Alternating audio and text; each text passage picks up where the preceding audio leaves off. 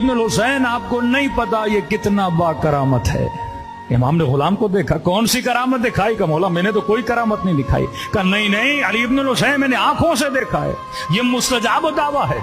इसने दुआ की और अल्लाह ने बारिश को बरसाना शुरू कर दिया। मौला के चेहरे पे हल्की सी मुस्कान आई। कहा अब तू करने क्या आया है?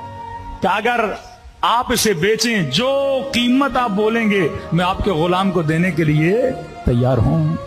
इमाम ने कहा मैं बेचता नहीं, मैं खरीदता हूं, फिर राह खुदा में आजाद कर देता हूं। कहा ऐ गुलाम तुझे ज़ैनुल आबिदीन ने आजाद किया, अब तेरी मर्जी है तो इसकी गुलामी में जाना चाहता है तो चला जा।